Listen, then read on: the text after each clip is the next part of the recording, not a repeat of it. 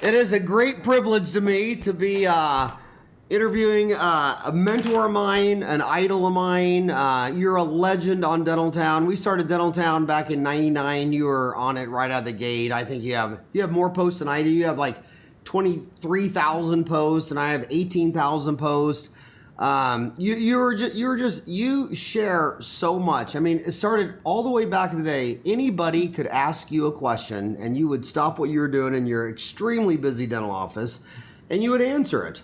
And here it is, 20 years later, 99 to 2014. So what is that? 15 years later. Now you're a household name. You actually lecture now more than I do. You're just incredible, Sandy. And what I love about you is what I don't like about consultants is a lot of them are from big cities like New York or LA or Key Biscayne, Florida, and they always want this high-end stuff. And you're from little old bitty Baton Rouge, Louisiana, and I'm from Kansas. And it just seems like the greatest companies in America came from the rural areas, not the big urban areas. Because in the big urban areas, you could just, you could find that little small piece of pie that would cater to your craziness. But when you're in a small town of 5,000, 10,000, 20,000, you got to get real and you got to keep it real. And you're the most real practice management consultant I've ever known. I've had the honor to have you come in my office, and I want to I want to start with this, Sandy. I know you could lecture your lecture on Dental Town of embezzlement is huge. I can't believe probably about half the dental offices are getting embezzled from. In fact, I would love to get you back to do a podcast just on that. Can we come back on that sometime? Absolutely. And but where I want to start is this, Sandy. You and I have been in this game for 25, 30 years. We just had 5,000 dental school graduates graduate with $300,000 student loans. A lot of dentists have been out for 6-7 years since that huge recession back in 2008, which of all the recessions I've lived through in 52 years, that was the double whammy. I mean, that wasn't a punch in the gut. That wasn't a kick in the crotch. That was a knockout. And I think a couple of years later, we were just barely getting back to our feet. So there's a lot of dentists out there, Sandy, who in the last 5 or 6 years say, Sandy, my office isn't going anywhere. It's not going down. It's not going up. It's just flat. It's malaise. These kids coming out of school, should I just get a job? Should I start my own practice? A lot of people are saying on Dental Town the golden years are over and dentistry's ruined. So my advice to you, what would you tell Sandy, a 25-year-old woman dentist who just graduated in the last 5 years and is kind of sitting there looking like a deer looking into headlights? What should she do? How should she look? Where is she going to be sitting in 30 years like you and me? a lot of that's going to depend on her pocketbook. I'll tell you, I get a lot of these 25 and 27-year-old dentists that call me and they can afford to start a practice from scratch. So that's the first thing I'm going to find out. They might want to work for somebody like Heartland for a few years, get some experience, and then open their own practice. So that's going to really depend on their individual financial situation. But I'm going to tell you, I know a lot of young docs going in, starting these scratch practices, and I think it would really get the attention of a lot of seasoned dentists to see how successful they really are. And what factors and variables do you think are attributing to their success? Their mindset. Some of these guys they're born leaders. And I can name them off. Some are on Dental Town. Some are so busy they don't get on Dental Town as much as they'd like to, but that's where I met a lot of them. And I mean, I can think of a couple by the time they were 32 that had already owned 8, 10, 12 practices. And I met them on Dental Town when they were in dental school. So there are people out there having a lot of success. It's not necessarily all the bad news. Now, we a big error is calling our country the United States of America. When we should really be thinking of it as like Europe. Like nobody compares Germany to Greece or Spain to Portugal or Finland. But the United States, people kind of stir it all into one. Are you seeing a lot of variance in success depending on where they go in the country? Urban versus rural, East Coast, West Coast? You are seeing... Oh, absolutely. If a young doc, 25-year-old female calls me and says, Sandy, I want to practice in California. I want to practice in Los Angeles. Well, I really advise her against that. It's going to be tough for her. Look at all the dentists. Although we think of people that you and I both know that practice outside of Los Angeles that have 20 staff doing really well. So a lot of it depends on what they're doing within their own four walls. Seriously. Yeah, but a lot of those guys that are successful, like in the recession, my office did great, but that's because I'd been there 25 years and the word of mouth referral. Most of my word of mouth referral are the babies coming in that I treated their parents 25 years ago when they were babies. And but yeah, I mean, look at downtown San Francisco, 450 Sutter Street with 169 dentists in one building. I mean, what, crazy. And then you go an hour away from San Francisco and there's cities with 1,600 people that don't even have a dentist. And I can think of 2 clients I've worked with outside of San Francisco that have $2 million practices. Outside of San Francisco or inside? I'd say outside of Napa. Yeah. A little in that area. Yeah, so demographics are huge. You say these guys were natural born leaders. Can leadership be taught, Sandy? I mean, can you learn leadership, or is that kind of an innate, hardwired character that you're born with or without? These young guys coming out of school, the ones that do real well right off, I think they have that trait. But just if you don't have it, that doesn't mean to give up. There's a lot of people can learn it. And what define a leader? What traits are you seeing in these people that you call natural born leaders? Oh, they are hungry for CE. They are hungry for it.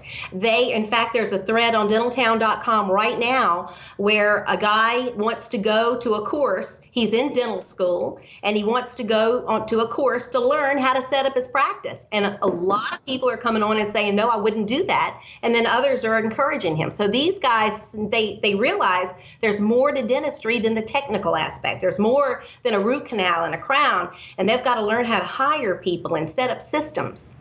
Yeah, I always thought it was crazy in Arizona. They mandate 25 hours of CE a year. I've never done under 500. Right. And I see these people always complaining about having to take 3 courses and they have to stay till the end of the day. And I'm just like, and another thing I see on those courses is the half the room of every lecture is just single dentist. Mm-hmm. And then the other half of the room is 20% dentists, and then there are 5, 6, 7 staff. And those dentists that bring all their staff always are making 2 to 3 times as much money as all the dentists coming alone who are, quote, saving money. And they just don't get it. And the smartest dentists, the richest dentists, the most successful are the ones that send their whole staff and they don't even go to the seminar. Yep. They're out playing golf all day and they got 15 people in there taking the course. They get it. Yeah, they get it because Ray Kroc is dead, but 40,000 McDonald's are going on. Sam Walton's dead, but they open up 40 new Walmarts a month. So that dentist isn't there today, and someday he's going to be dead, but his business is still going to be going. That's right. Yeah. Yeah, so you were telling me that the top 5 most common problems that you see on Dental Town is, number 1, lack of consistent management, leadership, staff problems. Number 2, lack of systems organization. Number 3, staff training, just about non-existent. Number 4, broken appointments. Number 5, patient retention. I wanted to talk to you about number 2. We talked about leadership, but lack of systems organization.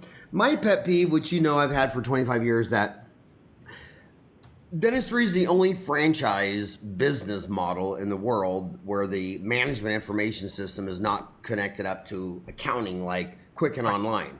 So these dentists will sign up for a PPO fee, and they don't even know if they make or lose money on these fees. When their existing Dentrix, EagleSoft, SoftDent, it already has a length of time you're scheduling for a filling. It already knows how many hours you're opening. The staff should be clocking in and clocking out. I mean, payroll's your number 1 cost.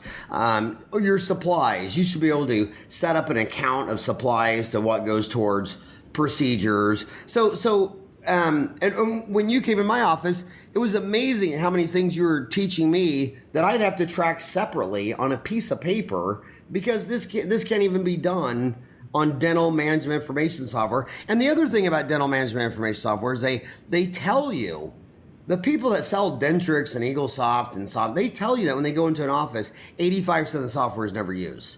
And it's like McDonald's the only software on the cash register is exactly how to check in and check out a person. So by throwing 40,000 million features on there, it's an overwhelming cluster confusion. So now you couldn't even train the staff. It's just, I mean, God, is anyone ever just gonna, should I just do it myself? I think Start with Quicken Online. I mean, anybody, I mean, an idiot could build a better management information software than anything the dentist can buy on the market. I mean, it just blows my mind. Right. It's lacking a lot. It definitely is lacking a lot. You're right. It's everything wrong. No accounting deals. Way too many features, so the receptionist is like, what the hell do you do? So she's so overwhelmed, she misses half the steps. Those software systems should have an exact way to check in a patient, an exact way to, I mean, there should only be one way to do anything, and it should cover everything you need. And so if you came into an office today, tell them what you're gonna do. You're gonna have to teach these people to do a lot of systems by hand, aren't you? Not so much as by hand, but to track things. Like, for instance, in any business, I meant by hand. It won't be a part of their management information, Dentrix software, and Eagle software. Exactly. It's like the practice management system's not going to be able to tell the doctor how many calls went out and how effective they were on the phone. You know, that would be something that's important to be measured. And they all, practices, even doctors that call me, are really unsure about how to pull reports because there's so many ways. There's 400 reports on some of the software, and they don't know how many new patients they're getting. They can't tell me, well, I'll have to talk to my office manager and get back with you. I don't know how many new patients I had. So it's hard for the staff and the doctors to work through these processes. Yeah, and there shouldn't even be 400 reports. There should be an end-of-day report, an end-of-week report, an end-of-month report. I mean, it should only report what you need to know. I mean, the fact that you have 400 reports means that who's ever programming these reports has no flipping idea what they're thinking about. They're giving the user too many options. Yeah, because nobody knows what they're talking about. That's right. Yeah. I bet you all those programmers that write that software, the only time they go to a dentist is when they get their teeth cleaned every 6 months. You know? Yeah. Yeah. So what would you tell them to do if they have Dentrix, EagleSoft, SoftDent, OpenDental? Well, first of all, which one of those is the least? I always think of voting in America. Republican or Democrat is like deciding whether you want your leg amputated above or below the knee. I mean, it's always like the two most horrible options. Right. But of all the options available, which one is the least worst nightmare option to get? What would you recommend? What I'm seeing the most is OpenDental. Yeah. It's what I'm seeing the most. Can you close those garage doors? OpenDental, and they're out of Chicago?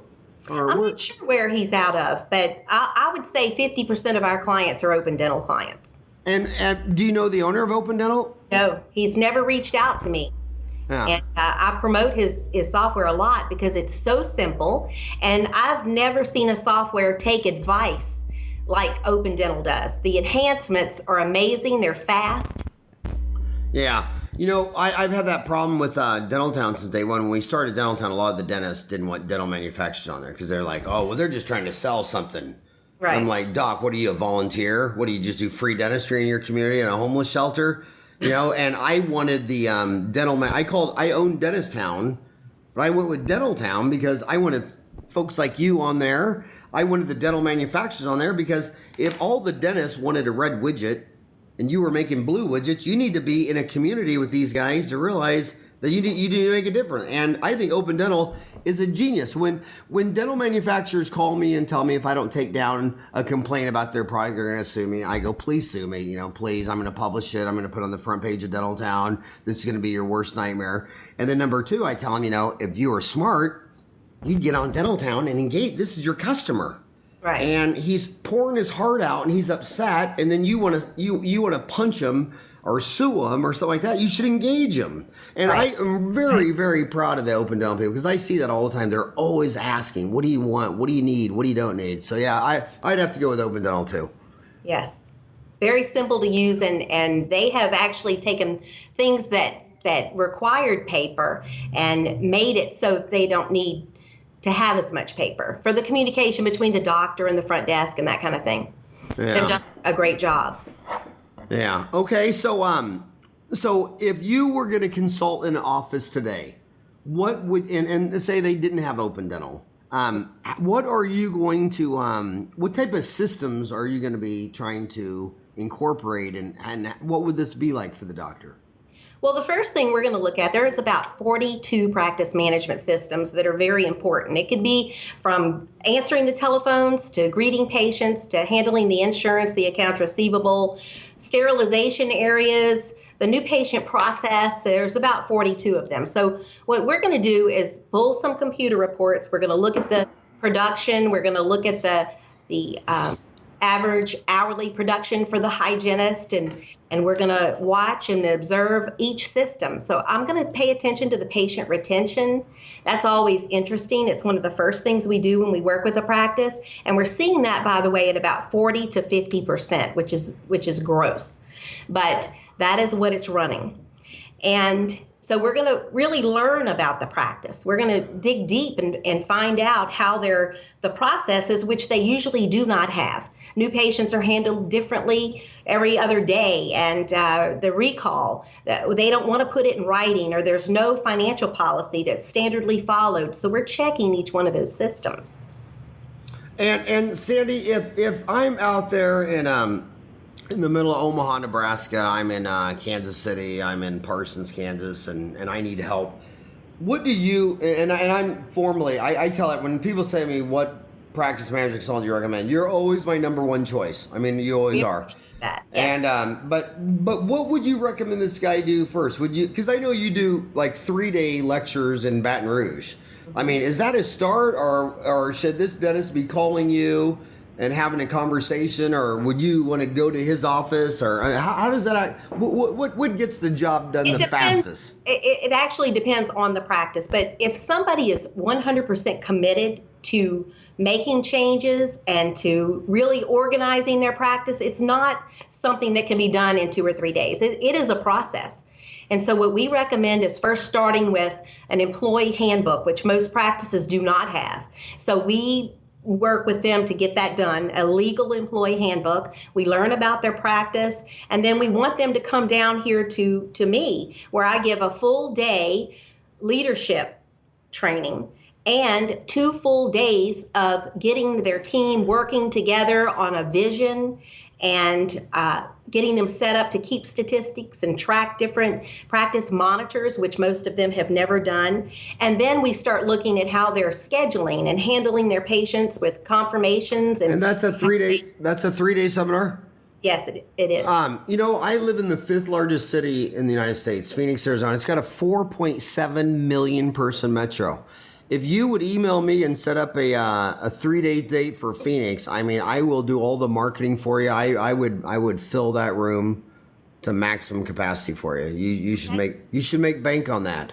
And okay. and I'm doing it for selfish reasons because I'd like to send 50 people there. Okay. Or 20, but anyway, I would love to sit through that because we totally enjoyed you when you came out to our office. But I would love to do that.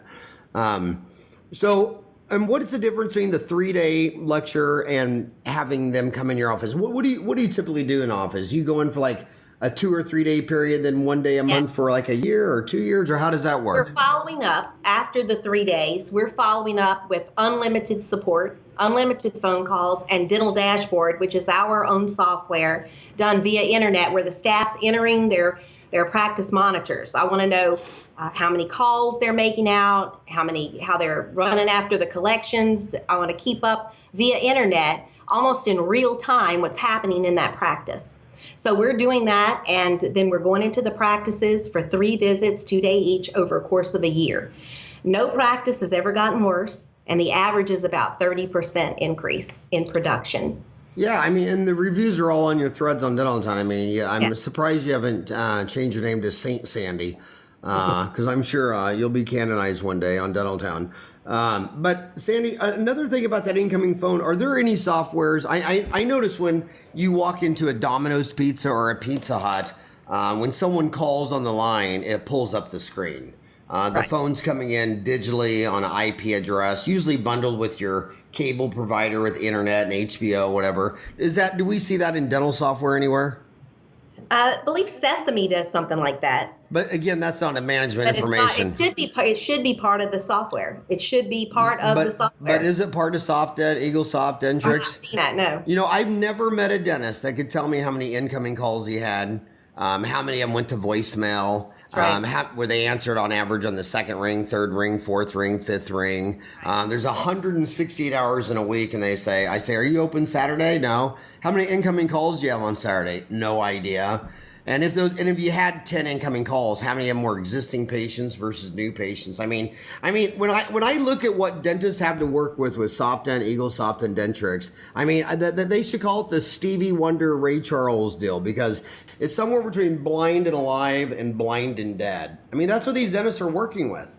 Right. I swear, sometimes I always think, Sandy, you and I should just start our own software system. I mean, I don't think they're ever going to listen. No, the doctor's held hostage by it too. Yeah.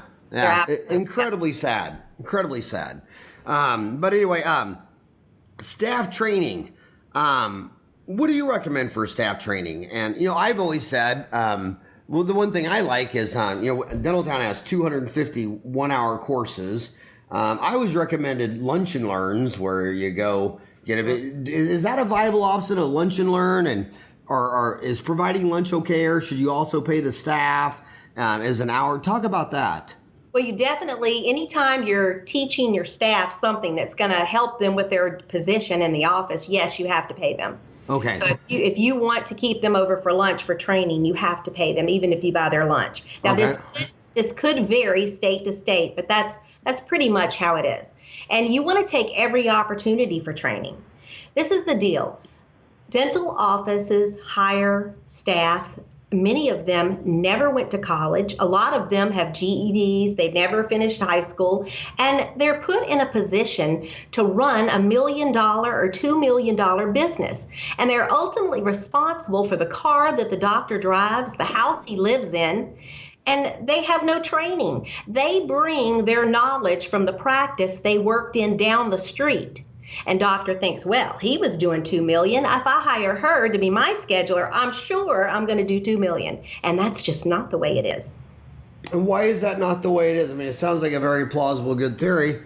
Because it takes more than one person to have a $2 million practice. We saw that with Meg from eBay, and she was just all that. And then they hired her over HP, and they didn't get any of the results. And everybody in Wall Street was saying that's because Meg had a huge team at eBay. That's right. And the press gave her all the credit. But when HP hired just that one person, nothing, they didn't get the eBay effect. And dental offices. You're right. It is a team office. So Sandy, what we were talking earlier. You said a dentist leader takes hundreds of hours of CE. I took 500 a year for 25 years. What would be a reasonable good diet of staff training, CE, online lectures? How many hours, days, a week, a month, a year? What would please you? We always advise our clients, our new clients coming in, that when they first start our program, to have at least 2 one-hour staff meetings in a month. Once they get moving along, then they can cut it back to a one staff meeting per month. But it also depends on some one-on-one training by the consultant, doing webinars and things like that as well, with the individual person, depending on their position. So it never ends. Training really never stops. And the key training that I see in the office, and I want to go through all three of those. One is the scheduler. Another one is the financial arrangement. And the third one I want you to talk about also, because on OrthoTown, the surveys on OrthoTown say that about 95% of the orthodontists have a treatment plan presenter. That's not the doctor. And then in dentistry, it's about 5%. Right. So can you talk, and am I missing anything? Schedule, financial arrangement, treatment plan coordinator? Is that the insurance coordinator? The insurance coordinator? Can you start with? Can you talk about all four of those and how you would train someone to do that? And start with the treatment plan. I want to pose you the question: why do 95% of orthodontists have a non-orthodontist present the treatment, and that's not even 5% in dentistry? Okay. Well, here's the thing with dentists. If you'll notice when you talk to them and ask about their practice, they're always going to have a lot of people working around them in the technical area. They're going to make sure they have the people they need. But when you look at the administrative area, Are you talking about endodontist, periodontist, prosthodontist? I'm talking about general dentist for the most part. And so you take the orthodontist, which you mentioned, has a treatment plan coordinator. Well, because he's figured this out. So he's got his technicians working on the patients, but he needs someone to present. Well, he's got it figured out in that industry. Now, when you go over to the general dentist, you see them with just the bare minimum administrative people, enough to just process the people, answer the phone, check them out. But they'll have a lot of technical team members. So that's the first thing that dentists need to look at. Do I have enough staff at the front to handle the load? Is there any ratios that you like? Any? Yes. What are your ratios? If there's 0 to 19 patients going through the practice a day, like that's, in other words, you can't take the production level to decide how many administrative staff you need. Because if you did that, I mean, I have clients doing $6 million a year that have 4 admin people. But their procedures like implants and that kind of thing, they're more expensive. They don't need as many people to greet the patient, to confirm the patient, to process them. So if you have 0 to 19 people, you need 1 person. I've actually taken a stopwatch to this. So then you have over 19 up to like 32 people, you're going to have to add an administrative person. So then when you get past 32, you need to add a third one, up to about 45-ish, and then you would add the 4th one. That means you need that many people to process the insurance and the billing and all of this. So what happens with general dentists is they're so worried about the back where they are and having enough team members that the part of the practice that keeps the back busy is left unmanned. So that's one reason why you don't see as many treatment plan coordinators. Okay, and you would think that because since the dentist is the owner and the dentist, she's focused about, what she's doing and she needs her assistance and she doesn't want to do hygiene and blah, blah, blah. Right. So is the dentist spouse up front, because now you have 2 owners in the practice?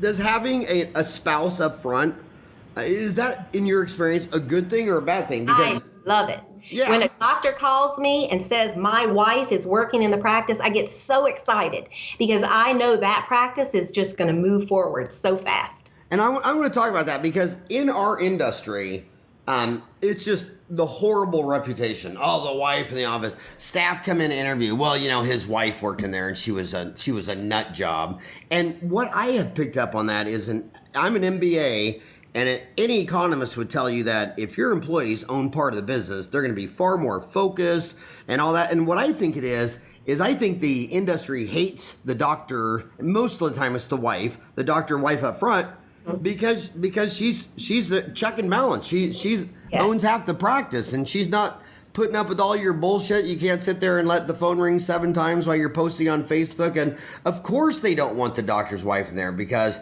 she's going to sit there and hold their feet to the fire. That's right. So these young dentists that hear all these bad reputations, it's by a bunch of lazy union workers. Because I think that, and I also see like a dentist making 100 and then their spouse is out there making 50. And I'm like, well, if your spouse would work in the office, you guys would be making 300, and now it's 150 each. You both you both make more money. So yeah, I'm a huge fan of the doctor's spouse there. And so many of these doctors, and this kind of goes into this embezzlement aspect, is these doctors get themselves into situations with their staff that they really shouldn't when the wife's not around, if you know what I mean. And these girls own these doctors. I see it all the time. Because of improper relationship? Yeah. Yeah. So what percent of embezzling is from a woman that you're having relations with on the side? I've seen it, but I've seen more blackmailing, maybe another staff member knowing that it's happening and holding that over on the doctor and stealing and saying, look, you can't say anything because you're doing this. Yeah. So yeah, but on the other hand, on your own seminar, and I'm quoting you, I'm holding your feet to the fire.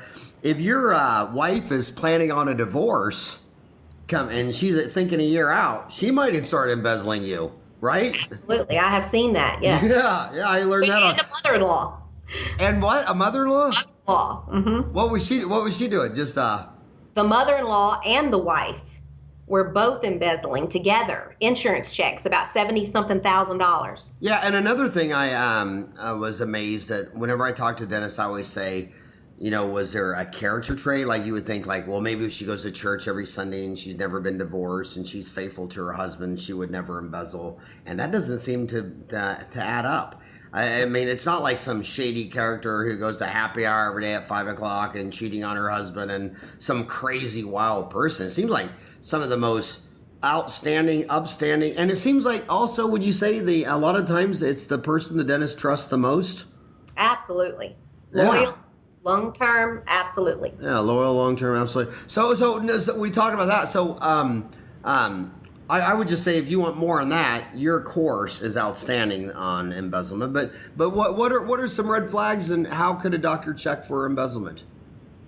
Right off, they need to be a leader and start requiring the staff member to send them end of the day reports. They need to see day sheets, adjustment reports.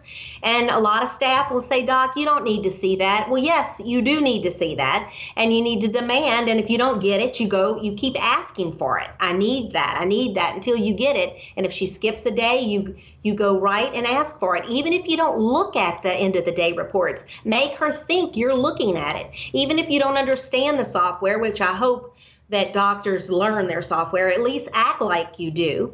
They need some ethics presence there.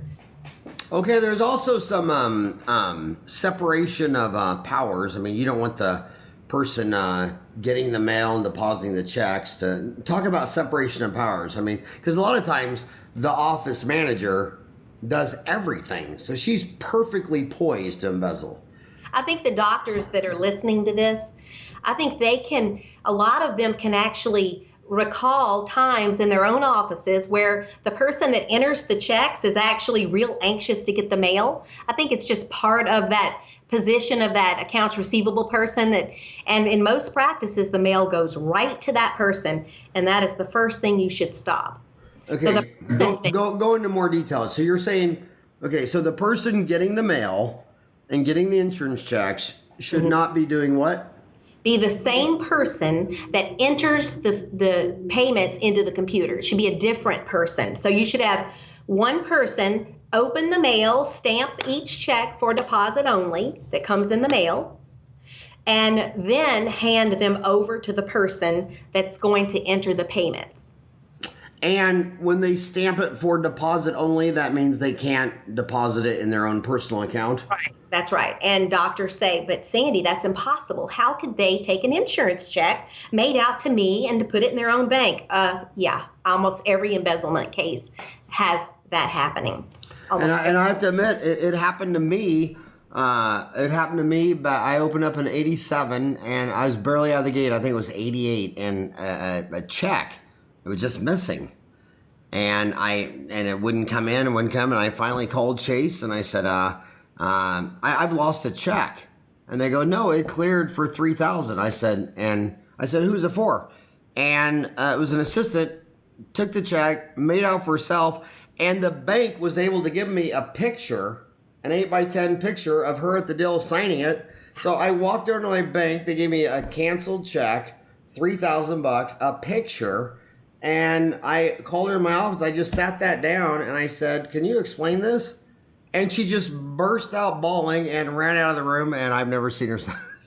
Oh, wow. So she got $3,000, but just crazy stuff happens. And that was because I didn't have my checks locked up. Oh, wow. Well, I'll tell you just in my top drawer. One thing we're seeing right now a lot of is the staff are crediting their own credit cards onto your terminal. So during the day that somebody comes in, they pay $3,000, they'll pull out their own credit card and have a credit on their account. So listeners need to look at their statements and check their end of the day reports, but make sure you shouldn't have credits in dentistry. You should not have any credits for dentistry. Wow, that is That is interesting, crediting. So, what percent of the offices you've been in office consulting for 25 years? What percent of the offices is someone embezzling? Well, the ADA says 38%, but come on, that's just the ones we know about. Yeah. That's just the ones we know about. So I'm thinking it's more like 50%. Yeah, we've always thought half. Yeah. And another caveat also is 18% of dentists will go check themselves in for rehab during their career. And to put that in perspective, 18% of Americans will be considered an alcoholic or an addict, okay? So it's the same dentist with general population. To put that in another perspective, in Ireland, it's 38%. And the number one country is Russia at 40%. They just have a huge problem with vodka. So dentists, 18%, same as the general population. The people that have it the worst is anesthesiologists. They're about 38%. But I've seen a lot of embezzlement where the doctors don't get addicted to alcohol, which is low cost and cheap and you can buy anywhere. And then they get addicted to prescription pain meds, and then they're getting them with their assistant or whatever, and then and then that person's embezzling. And that person is holding that open. Yeah, it's like, Doc, you can't say anything because I have filled 50 prescriptions for Vicodin for you over the last couple of years, and you're addicted to OxyContin or Vicodin or Percocet or whatever. So yeah, that's kind of a sad part of dentistry. It's sad that we don't talk about stuff like that, but that's real. So I talked about the telephone. Sandy, I believe that there's 168 hours in a week, and I'm thinking about the average dentist is open Monday through Thursday, 8 to 5, 32 hours a week. So 32 hours is only 11% or 19% of 168. So when I see data on Office that gets a new IP address phone system and software, half of their incoming calls are coming in when they're not even open. Right. And the half that come in when they're open are going to voicemail. And most calls that go to voicemail don't leave a message. And then I ask the doctor, I say, Doctor, are you patient-centered, patient-focused, or is it all about you? You're doctor-centered. And they go, oh, we're very patient-centered. And I'm like, dude, your office hours are Monday through Thursday, 8 to 5, and you take lunch 12 to 1. And when these people are stuck in traffic for an hour or two, they're calling you from their car and you're not open. And then to take lunch from 12 to 1, when the only time the working man can step out on their break and call you and you're closed there. So I want you to talk about office hours. Does that tie into success? Do you recommend taking lunch 12 to 1? And what about that phone if you open up at 8? What about those calls that are coming in between 6 and 8? And if you close at 5, what about those calls that trickle in until 6 or 6:30? Talk about those subjects. Okay, well, I definitely believe the phone needs to be manned. And our most successful practices rotate lunch. The staff rotate lunch so someone is there. And they have someone work on Fridays. Now, some of the practices you well know, I'm sure you've heard of, like getting the cell phone for the staff member. They can bring it home on the weekend. And I think that's great. And I know that you have successfully done that in your practice. I just recently heard about one doctor that did that, and the dental assistant was going to the office and actually prepping crowns and collecting the money, and the lab called with a question. And guess what? Doctor out. So the doctor just has to be aware of that and have somebody trustworthy that they've got that arrangement with. But I definitely believe the phone needs to be manned up. We know. But so what percent of the dentists do you think have hours Monday, Thursday, 8 to 5? And when you look at these $1, $2, $3 million practices, are those their hours 8 to 5? Or talk about that though. It varies so much, Howard. It's like some people, usually the docs that we work with that are doing 2 million and 2.5 million, they're working at least 4 days a week. And they have enough administrative staff to cover the phones. But I promise you, on Fridays, that phone is not left there ringing. Right. But do you recommend someone coming in before 8? You talk about staff rotating through lunch. Right. Do you have any rotate an hour early, like to man the phones an hour before you open, and rotate an hour later? or they come in like 30 minutes earlier. They'll come in like at 7:30. And also for huddles, not every person needs to go to huddle. Somebody needs to be there manning the front desk and answering the phone. But that is an option. You can do that, because you're right. I mean, the phone, if people, listeners will think at 8 o'clock, if you're standing by your office phone, it has started to ring. People are ready to go. And the practice that picks up the phone, especially for new patients or potential new patients, that picks up the phone first, they're going to get that new patient. Yeah, it blows my mind. I mean, I cannot tell you how many times I've seen this visually. I mean, like 25 times I've seen this, where you go over to a dentist's office and the staff's up there and they're all talking and playing and everything, and the phone's just all ringing and going to voicemail, ringing, going to voicemail, and they don't turn the phones over to like 8 o'clock, 0.1 second. And I'm just sitting there like, I mean, what if it was their own family members calling? I broke my tooth, I'm hurt, I'm in pain, and, problems. And they're just sitting there waiting for 8 o'clock, 0.1. And I'm just sitting there like, oh my God, how do you get at? It's just, what an attitude. I want to ask you another thing that I'm hearing a lot of complaints on. There's a lot of women dentists who tell me, they go, Howard, look, I'm in a group practice, 3 guys.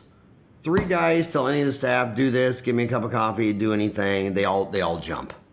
Mm-hmm. And then they ask them the exact same question the exact same way, and they're treated differently. Do you think it's different being a woman dentist with women staff versus a male dentist and woman staff? Are you seeing a problem, or is that in their own head? I have seen that. And again, it's but not 100% of the time. I mean, there's some female dentists out there that they know, this is what I want. I want to run my business. And they go in and they don't become friends with the staff. They're the leader, but they're friendly, and they're just good leaders. So again, it's the leadership that's missing. These people get out of dental school, and then there's the staff, and they never thought that they were going to have to manage a bunch of women. So we're running into that. So it's more so, to answer your question, if it's a male dentist owner with a female associate, yes, I will agree with you. If it's a what? A female associate with a male dentist practice owner, most certainly the male dentist practice owner, or if they're partners, is always going to be considered the leader. I heard a great seminar by Pat Riley, and he was the Miami Heat's basketball coach, and I think he played in coached other teams. And he said a big deal about leadership is you got to know who you're leading. And he was talking to our dental side, and he goes, you guys are all leading women. You need to study women. He goes, look at me. He goes, I'm in a coach. All my employees are African Americans, a foot taller than me, who make 10 times more money than me, who grew up in the inner city, almost never with a father figure, who will do anything their mom says, and if a guy says the same thing, they'll just punch you. So the strong leaders in their psyches are moms and aunts and grandmas, not men. Right. And he goes, and so you could whine all day long that, all your employees are women. Well, I could whine all day long that mine are inner city African Americans who grew up in houses in poverty and substance abuse and single father. He goes, that's not what you don't whine about it. You get to know the person you're leading. So what advice would you tell dentists, whether they be man or woman? How should they be thinking about getting in their head? Taking the Pat Riley, describing an NBA player. Right. Describe the employees in dentistry, and how do you get to understand them? Well, I think the first thing that's missing in dentistry is that the leader, these dentists, that they don't really know what their ultimate goal is. And I think if they really think about what they're working towards every day, which is for the good of their practice, to deliver good quality dentistry, to have healthy patients and happy employees, and have people leaving the practice and going and telling everybody about the practice. They don't know their goals. They don't know what the ultimate end result should be. I think when they have that, and then they look for anything that's interfering with it, you see, that this is their goal, and then they have staff that are putting up barriers to that goal, and they don't know how to confront that. They don't know how to say, well, Susie is refusing to send recall cards, and that's pretty important. It's actually a vital action. So instead, they're not confronting Susie, and they're losing sight of this goal. They're not taking care of the patients because Susie doesn't want to send recall cards. They've got to look at their end result goal and then what barriers are being put up and get rid of those people, train them. First, always try to train them, correct it, put a system in, and then replace them. So that's what they're not doing. So I'm going to hold you to that because you just mentioned recall. What recall do you recommend? Do you recommend a card 2 weeks in advance and a call the day before, or what is your standard? We've looked at a lot of different things, and everything I do, we keep statistics on. It's like this practice sent this many cards, this is their retention rate, this is how many people responded, this is what their hygiene's looking like. So I feel like if I can't recommend it unless I know it's the best. I feel confident doing it because my reputation is based on it. So in the perfect world, we could just email everybody the reminder. I think everybody should have email. I think that you should be communicating with your patients with email. But if you're going to save time for patients 6 months away for your pre-scheduled hygiene appointments, that you need to send a physical card 3 weeks in advance and then follow up with your email and let the patient confirm via text or email. If you don't hear back from them, they get a phone call. But that physical. If I don't hear back by how close to the appointment? You could send the email 5 days in advance, and then if you haven't heard back the day before the appointment, you need to call them first thing in the morning the day before the appointment. And do you recommend any of these companies that do email reminders? I mean, we've heard of Lighthouse, Sesame, Demand Force. Isn't that one of them? Yes, I really like Lighthouse. You like Lighthouse? I like Lighthouse because one thing that practices need to be able to do, and every practice has a different solution, but new patients tend to come early. Not everybody downloads the forms and fills them out. And so the new patients need to be told to come a unit early or 10, 15 minutes early. And so what happens is the practices make the appointment and they verbally say, Sandy, your appointment is going to be Monday at 9. Okay, well, here comes my confirmation. And it says the appointment's at 9:15. Right? Because I need her there at 9 to fill out her new patient material, but the system says 9:15, which is the real appointment time. Lighthouse allows you to go in and change that and say for all new patients, they need to be confirmed via text or email 15 minutes before the actual time. That's why I like them. So you keep talking about all these systems that, no one's going to learn on our podcasts, or how would a dentist be teaching all these systems? Again, you recommend your 3-day seminar as a start? Or? I also have a Spice Up Your Practice seminar, which I do with our co-founder of Classic Practice, Dr. Robert Westerman. So we do that in New Orleans about 3 times a year. It's a 2-day seminar. So email me the dates on that. I want to come to that. Okay. Do you think you'd ever do it in Phoenix? Or would your 3-day cover that? The 2-day is a very good seminar. The 2-day is a very good seminar. Dr. Westerman and I do that together. Because I'm thinking 2 things. I got 50 employees, but half of them are dental town, half of them in the office. And I'm thinking, do I send 25 to Louisiana? But I'm thinking about you. I mean, this is a huge town. I mean, it's 4. Do you realize how big Phoenix is? I don't think most people, you say name a big town, they always say LA or Dallas or Phoenix, whatever. But the Phoenix Metro is 4.7 million. Do you realize that? I'll come. We're coming. It is huge. It's bigger than New Orleans. Right. You're right. We get people that come from around the world at just every seminar, but they can come to Phoenix. Yeah. And so Sandy, let me pose this to you. So there's 150,000 dentists in the United States, and they all want 25 new patients a month. And I'm sitting there taking 150,000 times 25 people, and I mean this is greater than the immigration of the United States. And then you look at the people who were born, raised, reared, and died in the same zip code, and they've seen a dozen dentists in their lifetime. So to me, the numbers say that Americans are just going in and out of dental offices their whole damn life. And why does every dentist, in fact, tell me this, a dentist's been practicing for 25 years. Why does he still need new patients? Where is and then I go up here, Colorado River, and they built a little bitty dam, and it's backed up water, literally 100 miles. So what is wrong with patient retention in dentistry? Why do Americans see a different dentist every 5 years? And why does every dentist still need new patients after 25 years? Okay. Oh, I get excited on this one. So because it's such a blind spot. It is in most practices. So dentists call me, Sandy, I gotta have new patients. I just don't, my chair's empty. I don't know what to do. Okay, well, I'll tell you what. I'd like you to pull up a report for me. I'd like to find out how many people have not been in 3 years. I can hold while you do that, or you can call me right back if you don't know how to pull the report. It's amazing how many people, hundreds, if not thousands, come up on the report. They're shocked. What happened? Well, I'll tell you what happened.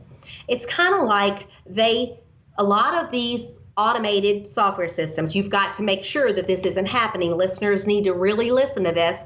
If you're using Demand Force, Lighthouse 360, Smile Reminders, any of those, you want to make sure that after 1 year, they're still communicating with your patients.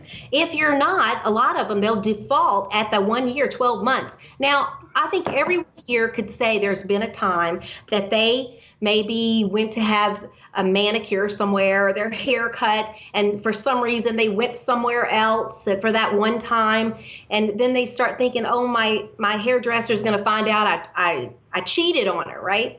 So, and they get embarrassed. And I think that happens in dentistry. People try another office and they don't like it, and we stop communicating with them, so they're embarrassed to come back. And practices need to constantly communicate. I mean, you look at, 47% of the people going to the dentist every year. It's like it's a real problem in dentistry. People don't know what we know about dentistry, and no one is educating them. So we've got to constantly educate and stay in touch with them and send them various things, birthday cards, holiday cards, reactivation projects. All of these things need to happen. And let me tell you, it's a gold mine. They're all sitting on a gold mine. They need to not give up on people. That is a huge outpoint in most every practice. And then and another thing I like about that is 91% of appointments are made by women. Mm-hmm. And when your phone's ringing with organic old patients that have been in 3 years, when you're starting over, they're coming in with trust. And women are never going to give you money until they first trust you. And it takes a long time to build their trust. You can root it in a minute and then never get it back your whole life. Right. Whereas when you go do a coupon, some woman's coming in here, she doesn't know you, she's a little leery, she's walking around, and they're much harder to sell.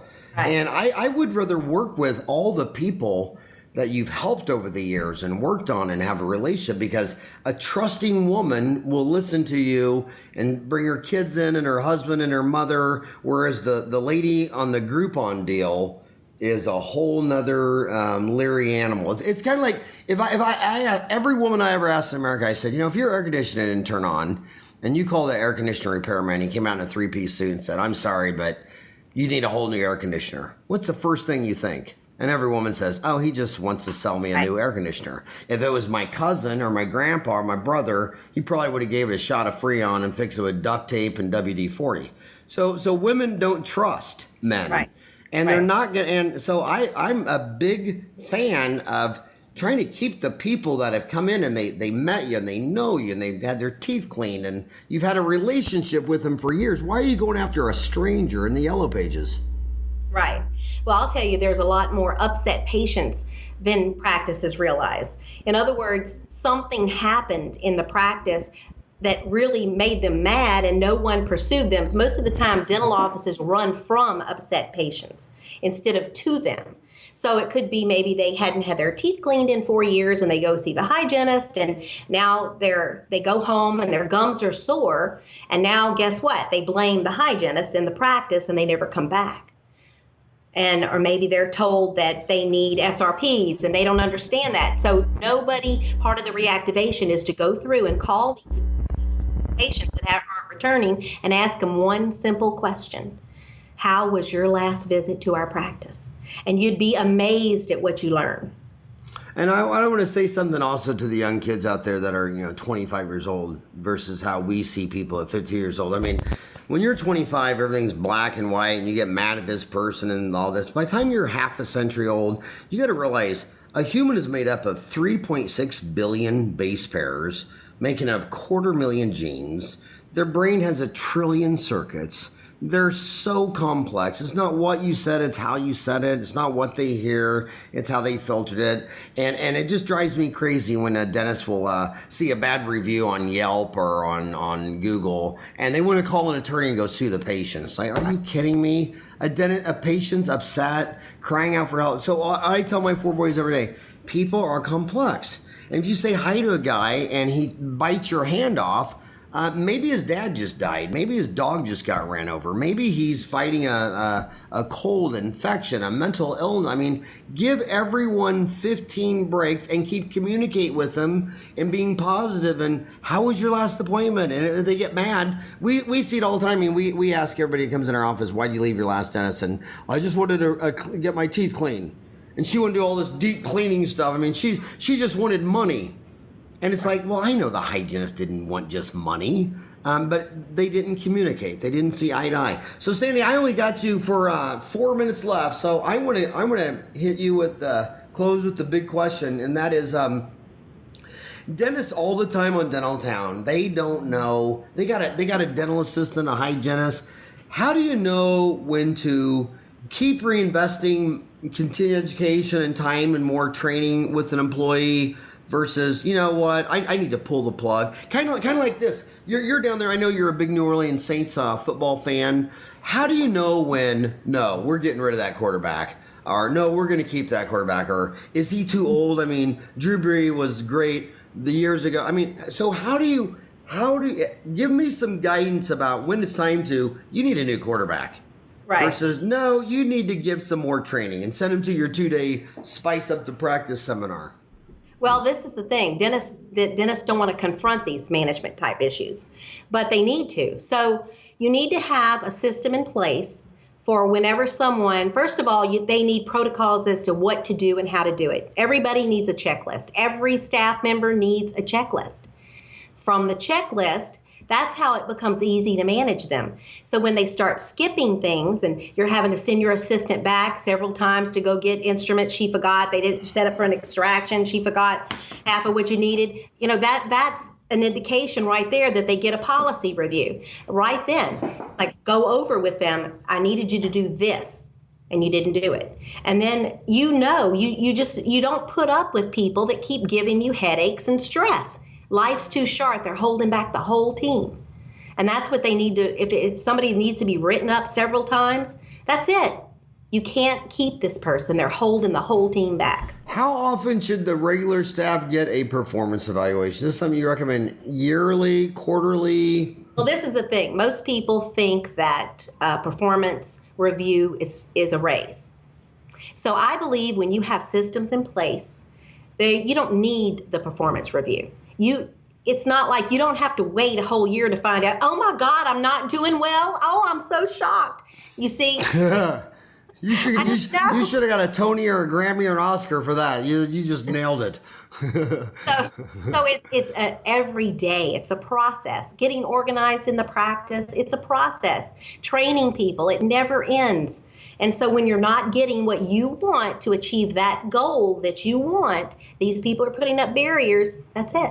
And so I always see one thing in common that maybe I shouldn't say, but I always say it is it seems like the doctor who has multiple wives, multiple staff turnover, and 4 out of 5 patients haven't come back. Or he's had one wife for 50 years, he's had most of his staff for 10, 20, 30 years, and most of his patients are on 613 call. It seems to me like this person's entire life, he figured out relationships, and it doesn't matter if it's with your mom, your wife, your staff, your patients, or they've never figured out people and relationships, and then they'll go to 14,000 occlusion courses, try and have every burr in the world of how to adjust a crown, and the person's personal life is just a disaster. His family, patients, spouses, no one No one will stay in the same room with this person, and he wants to go to the Pankey Institute for 5 more months. And so yeah. But hey, we are out of time, and Sandy, I just want to tell you, anybody out there listening, Sandy is the gold standard. Like when we talk about obturating a root canal, we compare everything to gutta percha. When you talk about dental consultants, everything is compared to Sandy Pardue. You're keeping it real. You're so transparent. I mean, everything you believe has been posted on Dental Town for 20 years. So if you agree or disagree, there's entire threads fighting over the details, and you always land on your feet, and you always win everyone over. And the bottom line is, everybody I know that knows you, they just love you. Everybody just says, hey, you're just a good person. Thank you for all you do for dentistry. Thank you for all you do for Dental Town. If you ever want to honor me and do another one of these, let me know, Sandy. You're the greatest. Thank you, Howard. Mwah. And I hope you come.